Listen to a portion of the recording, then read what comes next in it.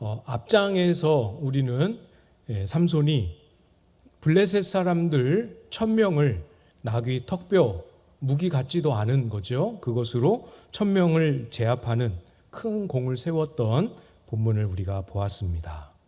큰 일은 틀림없죠. 그 자체를 부정할 수는 없지만 안타깝게도 본문은, 성경은 삼손이 사사로서의 역할을 제대로 수행하고 있지 못함을 기록하고 있습니다. 15장, 앞장이죠. 15장 20절을 보시면 블레셋 사람의 때에 삼손이 이스라엘의 사사로 20년 동안 지냈더라. 20년입니다. 20년. 하나님이 삼손에게 사사로 섬길 수 있는 20년이라는 세월의 기회를 주셨습니다. 그 기회를 삼손은 그냥 지냈습니다. 사사로 섬긴 것도, 그들의 손에서 구원한 것도, 이 사람들의 마음을 하나님께로 돌이키게 한 것도 아니고 그냥 지냈습니다. 여전히 삼손이 사사로 다스렸던 시절은 블레셋 사람의 때라고 말씀하고 있습니다. 블레셋을 이기지도, 블레셋에서 벗어나지도 못하고 있지요. 대부분의 사사들이 사사로서 치리했던 그 시간 동안만큼이라도 주어졌던 샬롬, 평안의 회복도 삼손의 때에는 언급이 안 되고 있죠. 이스라엘의 마음이 하나님께로 돌이켜지는 영적인 회복이라도 있으면 좋을 텐데 그것도 없습니다. 뭐가 문제일까요? 삼손의 역량의 문제가 아닙니다. 능력이 없는 게 아니죠. 그죠? 하나님의 은혜가 없었던 것도 아닙니다. 다른 사사들 못지않게 여호와의 영이 삼손에게 여러 번 임했던 것을 우리는 지나오면서 확인했지요. 그러면 무엇이 문제입니까? 삼손은 사사로 부름을 받았지만 자기가 해야 할 일을 하지 않고 자기가 하고 싶은 것만 하고 살았습니다. 말씀대로 살지 않았습니다.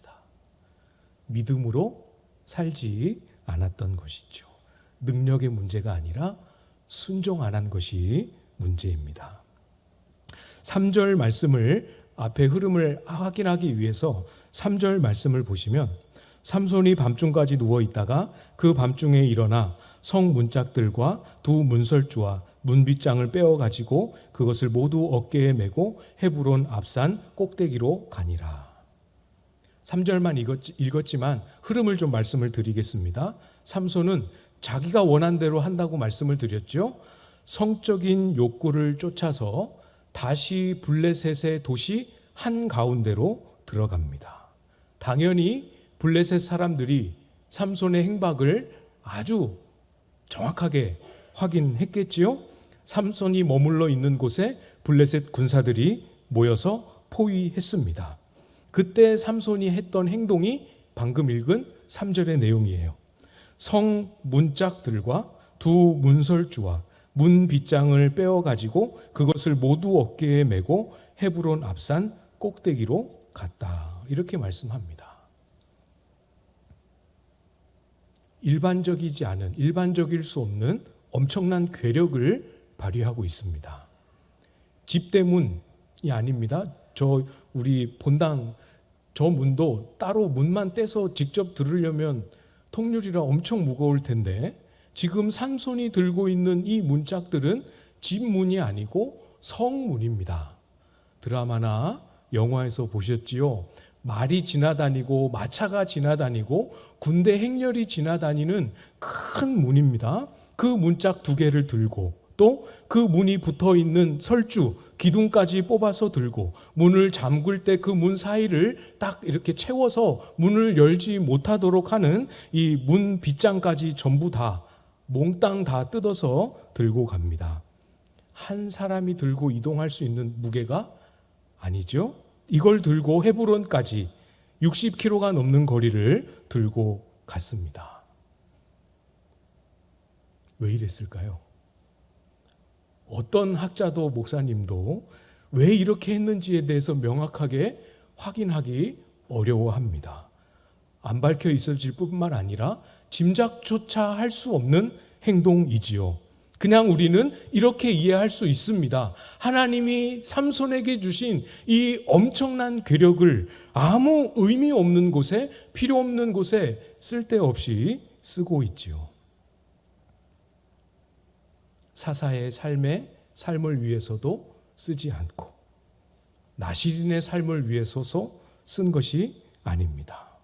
여호와의 영을 보내주셔도, 하나님이 긴 세월의 기회를 주셔도 배우지 못하고 깨닫지 못합니다.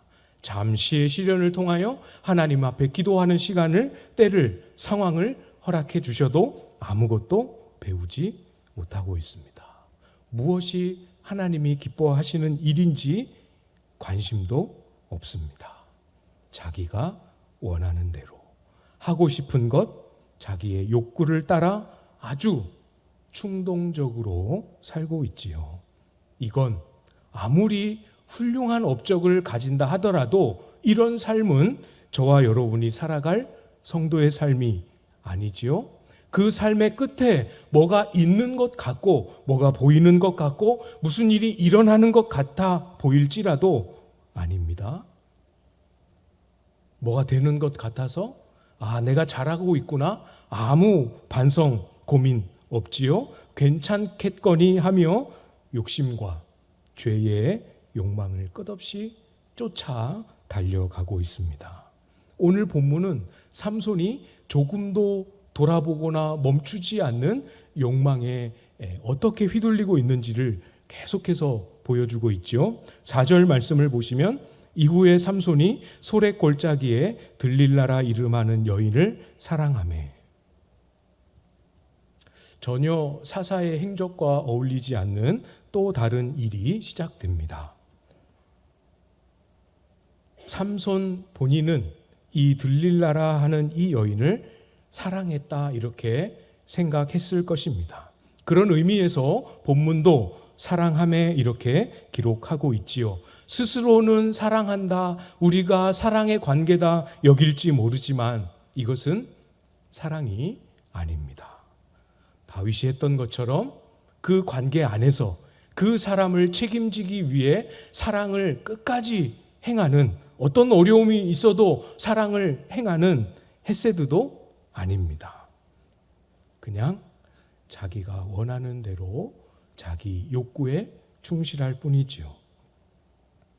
열매를 보면 더 분명하게 알 수 있습니다. 삼손은 들릴라는 삼손을 자기의 욕망에 따라 지배하고 이용합니다. 전혀 그 관계 안에 좋은 열매가 맺어질 수 없겠지요. 관계를 섬기는 모습이 무엇인지, 이것은 관계를 어떻게 이용하고 있는지 여러분의 시선 안에서도 충분히 확인할 수 있을 것 같아요. 잘 살피면서 같이 묵상해 볼 수 있을 것 같은데요. 들릴라를 먼저 좀 볼까요? 5절 말씀입니다. 블레셋 사람의 방백들이 그 여인에게로 올라가서 그에게 이르되, 삼손을 깨어서 무엇으로 말미암아 그 큰 힘이 생기는지, 그리고 우리가 어떻게 하면 능히 그를 결박하여 굴복하게 할 수 있을는지 알아보라. 그리하면 우리가 각각 은 1,100개씩을 내게 주리라 하니. 블레셋의 방백들이 이 여인 들릴라를 찾아갔습니다. 방백입니다. 블레셋의 각 도시, 각 종족들의 대표가 되는 지도자급 인사들이 이 들릴라, 이 여인을 매수하기 위해 찾아갔습니다. 요구사항은 그거죠. 삼손이 도대체 어디서 이런 힘이 나는지 알아보라. 그게 하나입니다. 또 다른 하나는 무엇입니까? 뭐죠? 어떻게 하면 이 삼손의 힘을 이기고 결박할 수 있는지 알아내라. 이 문제를 해결하고 이 정보를 주어서 삼손을 정말 결박할 수 있게 해주면 은 1,100개씩을 주겠다. 각 방백이 각 도시의 대표로서 각 도시에서 얻어온 은 1,100개를 준다 약속합니다.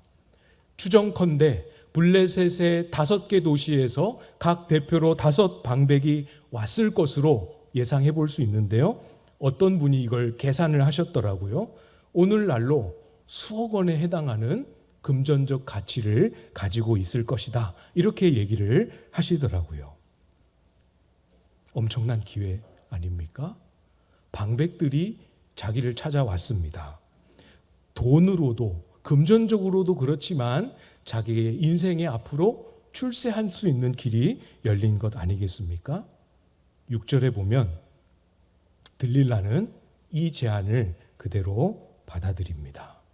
6절이죠. 들릴라가 삼손에게 말하되 청하건대 당신의 큰 힘이 무엇으로 말미암아 생기며 어떻게 하면 능히 당신을 결박하여 굴복하게 할 수 있을는지 내게 말하라 하니. 요구대로 그대로 하죠. 힘의 출처를 알려달라 말합니다. 어떻게 하면 당신을 결박할 수 있을지 이야기해달라 요구합니다. 결박할 수 있는, 그래서 어떤 방법으로 당신을 묶으면 당신이 그것을 끊을 수 없는지를 알려달라 이렇게 말합니다. 어떻게 두 사람 사이의 관계에서 이런 말을 대놓고 묻고 대놓고 그 답을 들을 수 있을 걸 기대할 수 있을까요? 들릴라의 마음이 은 1,100개씩 주리라 한 여기에 빼앗겼기 때문에 가능합니다. 우리의 마음이 죄와 우리의 마음이 욕망에 붙들리면 관계를 이렇게 망치고 관계를 이렇게 이용하려고 하지요. 들릴라는 출세와 성공의 노예가 되었습니다. 사람도 관계도 눈에 들어오지 않습니다. 어떻게 해서든 그 정보를 찾아내는 것만 보이지요. 들릴라의 눈에는 출세와 성공의 수단으로 삼손이 바뀌어 있습니다. 오늘날 뉴스로 세상에서 들려오는 모습들과 참 많이 닮아 있지 않습니까?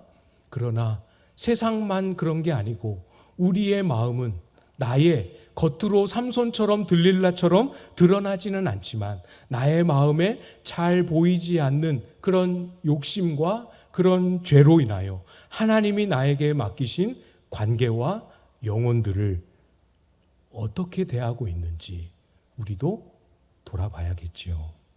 사람을 섬기고 영혼을 섬긴다 하지만 혹시 우리의 마음에 그동안 모르고 있었던 숨겨진 다른 동기가 있지는 않는지 한번 잘 돌아보시기를 부탁을 드립니다.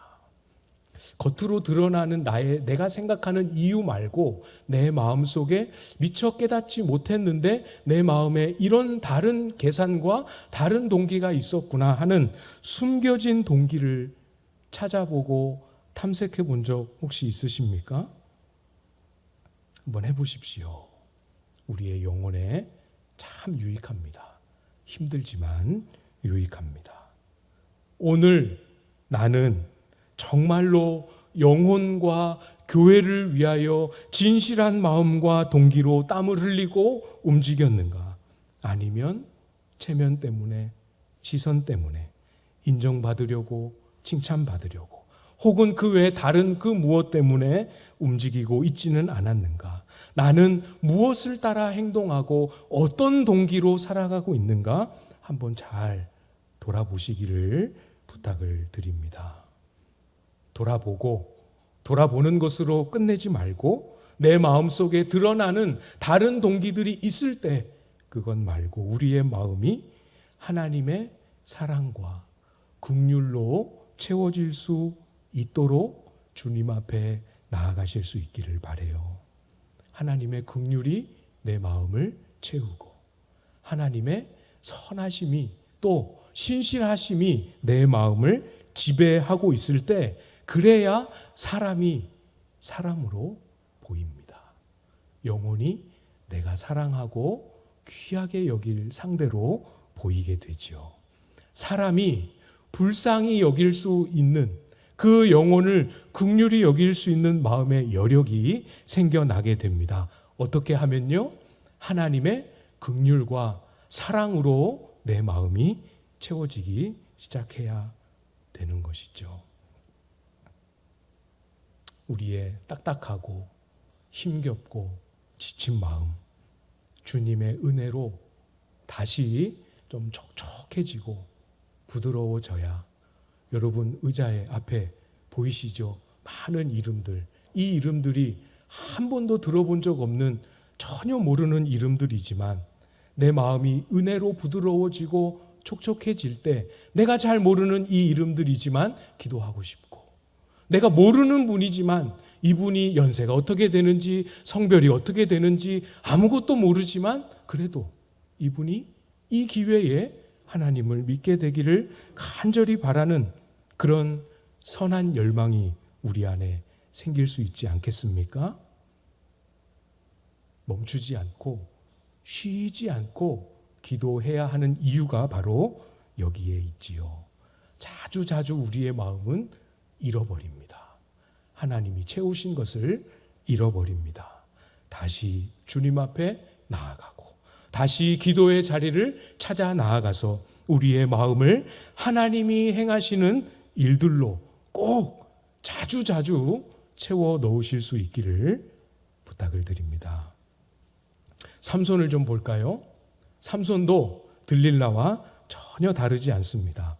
7절 말씀인데요. 삼손이 그에게 이르되 만일 마르지 아니한 새 활줄 7으로 나를 결박하면 내가 약해져서 다른 사람과 같으리라. 삼손은 들릴라의 말도 안 되는, 사실 정상적인 관계였으면 그런 질문을 했다는 사실만으로도 큰 상처를 받을 만한 그 들릴라의 요구에 아무 대꾸 없이 그 요구를 들어줍니다. 물론 진실을 말하지는 않았지요. 들릴라의 말도 안 되는 요구 앞에서 왜 당신은 나를 이렇게 실망시킵니까? 어떻게 나에게 그것을 요구할 수 있습니까? 틀렸다라고 말하지도 않습니다. 그렇다고 진실을 알려주는 것도 아닙니다. 들릴라와의 관계에서 실망했음을 표현하고 말하고 있지도 않습니다. 도대체 삼손은 무슨 생각으로 들릴라 옆에 있으면서도 아무 말 않고 거짓으로 이 질문에 꼬박꼬박 대답해주고 있는지 정말 알 수 없는 노릇이지요. 어떻게 삼손은 이럴 수 있을까요? 삼손도 역시 똑같습니다. 이 사람을 진실하게 사랑하고 이 관계에서 하나님의 뜻을 이루고 이러는 일에는 관심이 없지요.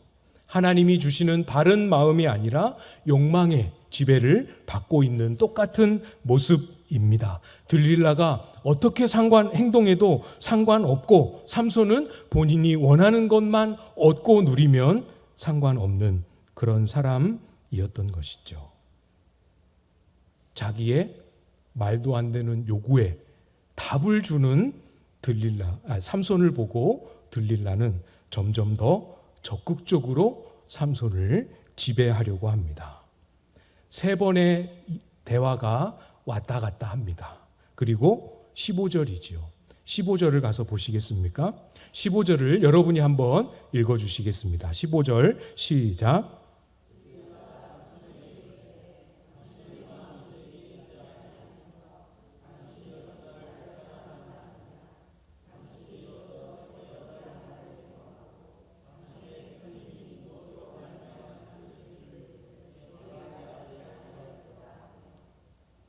보이시죠? 3번 거짓말을 했습니다.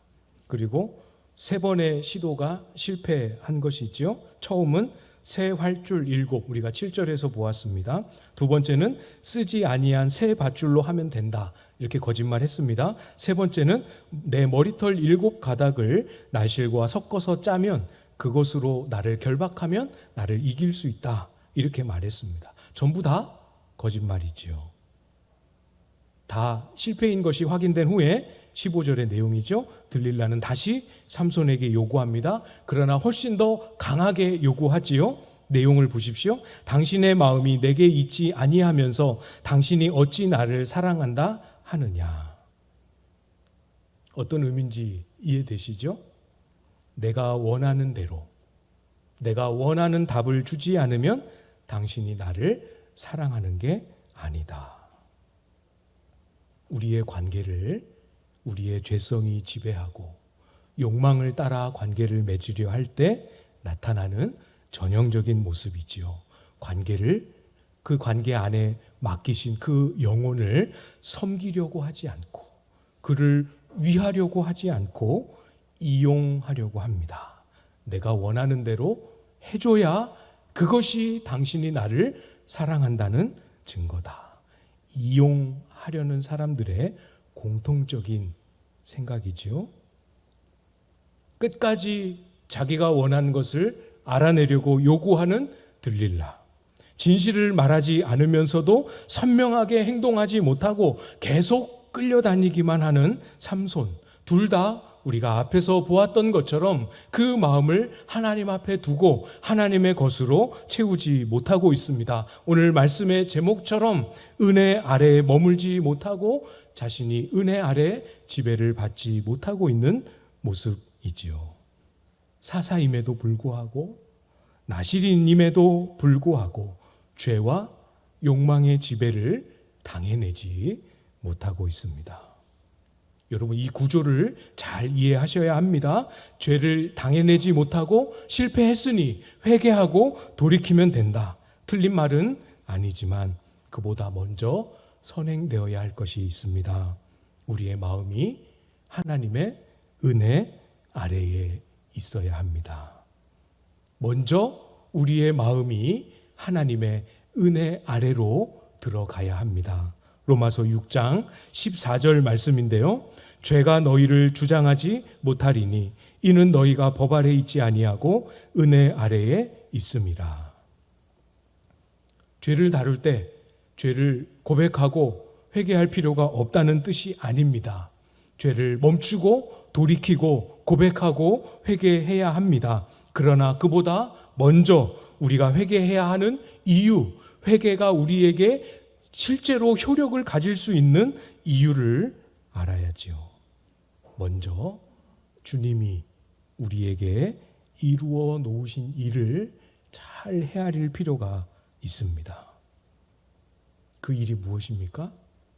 저도 여러분도 아무리 자주 많이 죄에 넘어질지라도 우리는, 그리스도 안에 있는 우리는 죄 아래 있지 아니하고 은혜 아래 있다 말씀하십니다.